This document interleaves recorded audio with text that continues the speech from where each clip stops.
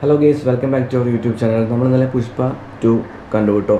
അപ്പോൾ നമ്മൾ കണ്ടത് ഫസ്റ്റ് ഡേ ആണ്, അതായത് ഡിസംബർ 5-നാണ് ഇറങ്ങിയത്.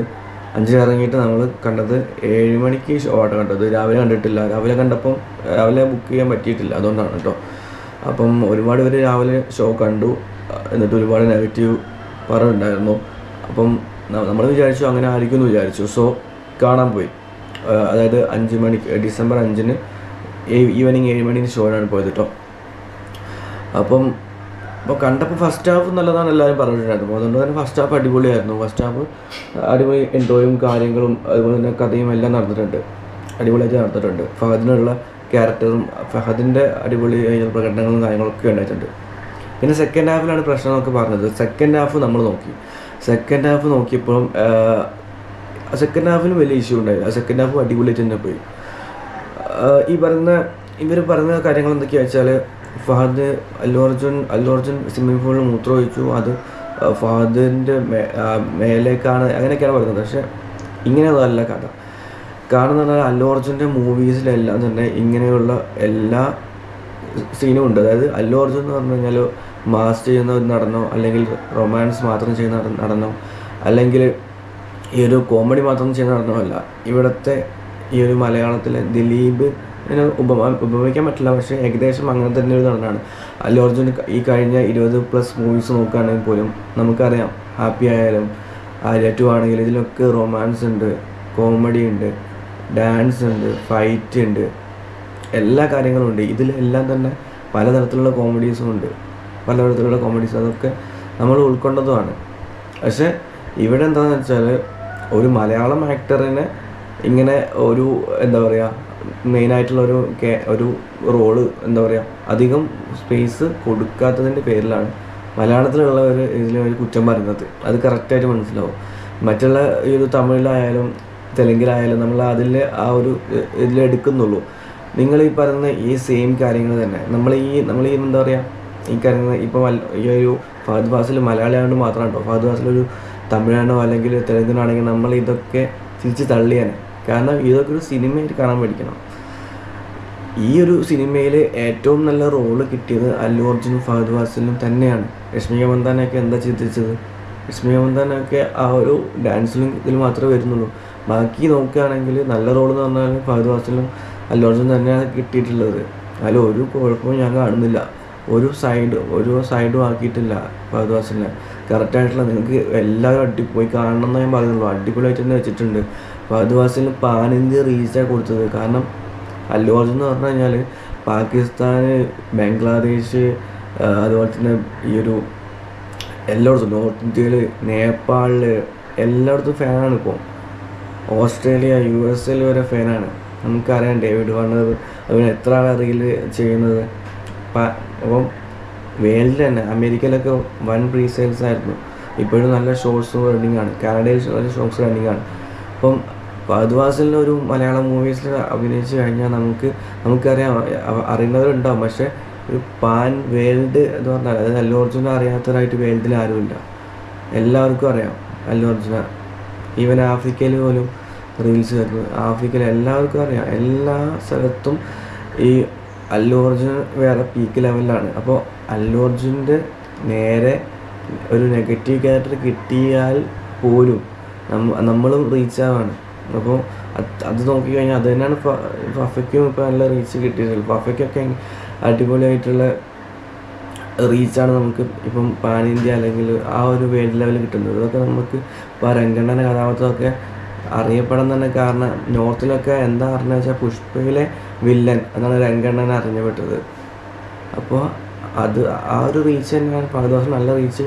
ഇപ്പം ബാക്കിയുള്ള ഇനിയിപ്പോൾ അടുത്ത തെലുങ്ക് മൂവീസിനും വെളി വരും. ഇതിനൊക്കെ കാരണം എന്താ, ഈ ഒരു പുഷ്പ മൂവി അങ്ങനെ ചിന്തിക്കാതെ നമ്മൾ ഇപ്പം ഫഹദ് ഫാസിൽ സൈഡാക്കിയെന്നൊക്കെ പറഞ്ഞു. ഈ റിവ്യൂവേഴ്സ് വെറുതെ അടിച്ച് വിടുകയാണ്. നിങ്ങൾ പണം പോയി കാണണം. 3 മണിക്കൂർ ഒരു കുഴപ്പമില്ല, നല്ല മൂവി തന്നെയാണ്.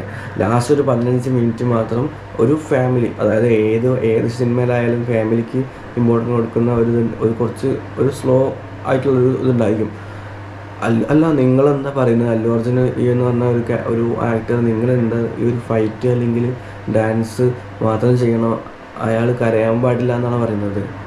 അല്ലു അർജുൻ 10 സെക്കൻഡ് കരയുന്നുണ്ട്, 10 സെക്കൻഡ് മാത്രം. അതിനാണ് ഇവർ ഈ പറയുന്നത്. അത് പിന്നെ ഏട്ടൻ ആ ഒരു വന്ന സമയത്ത് നമ്മൾ എന്താ പറയുക, ആ ഒരു ക്യാരക്ടറിന് വേണ്ട കരച്ചിൽ പറഞ്ഞിട്ടുള്ളൂ, അല്ലാതെ വേറെ ഒന്നും നല്ല പടമാണ്. നല്ല പടം എന്ന് ഞാൻ പറയാം. പക്ഷെ ഒരു എന്താ പറയുക, സെക്കൻഡ് ഹാഫ് സ്ലോ ആണെന്നൊക്കെ ഗവൺമെൻറ് അടിച്ചു വിടുന്നുണ്ട്. സെക്കൻഡ് ഹാഫിലെ ഫൈറ്റൊന്നും ഗവന്മാർ കാണാതെയാണ് അടിച്ചു പോയത് എനിക്കറിയില്ല. സെക്കൻഡ് ഹാഫിൽ ഒരു അടിപൊളി ഫൈറ്റ് ഉണ്ട്, ക്ലൈമാക്സിന് തൊട്ട് മുന്നേ ഒരു ഫൈറ്റ് ഉണ്ട്. അത് നിങ്ങൾ പോയി കണ്ടാൽ തന്നെ വേറെ ലെവലാണ്.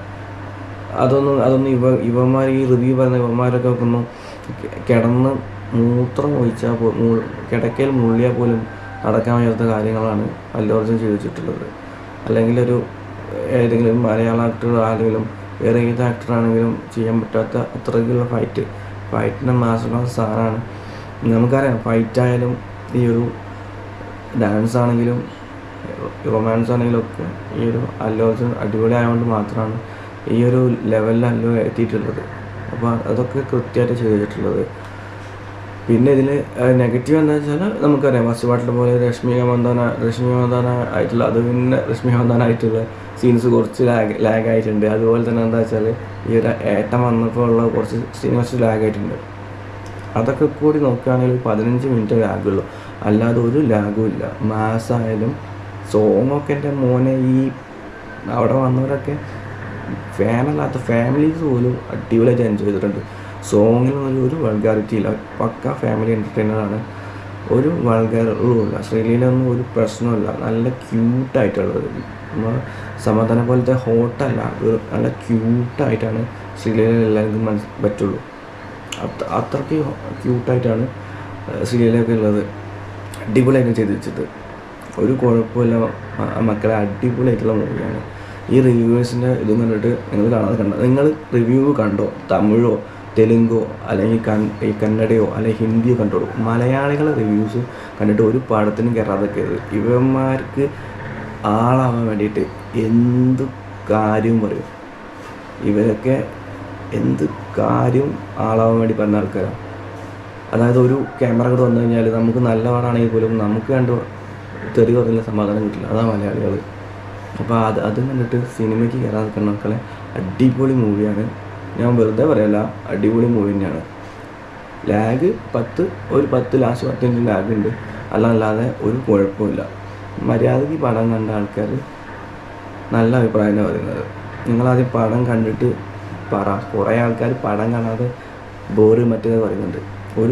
നമുക്ക് എന്താ പറയുക, ഇത്രയും ഒരു ഇതിൽ മാസ് കണ്ട് ഈ ഒരു ഡാൻസും കാര്യങ്ങളൊന്നും നമുക്ക് എന്തായാലും നമുക്കൊരു കേരള പടം നിർമ്മിക്കാൻ പറ്റില്ല. അതുകൊണ്ട് ബഡ്ജറ്റ് വെച്ച് നിർമ്മിച്ചാൽ തന്നെ നമുക്കത് പാൻ ഇന്ത്യ ലെവലിൽ റീച്ച് കിട്ടുന്നില്ല.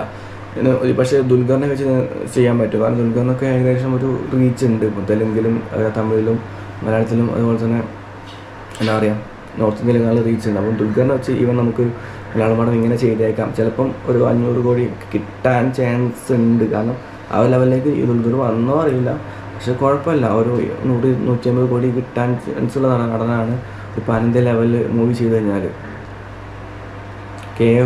ഒക്കെ നമ്മൾ എന്താ പറയുക പൊട്ടിയത് എന്താണെന്ന് വെച്ചാൽ ആ ഒരു സിനിമ പോരായിട്ട് തന്നെയാണ്. അല്ലെങ്കിൽ നമ്മൾ നല്ല ലെവലിൽ റീച്ച് ആവേണ്ട പടമായിരുന്നു ഒക്കെ.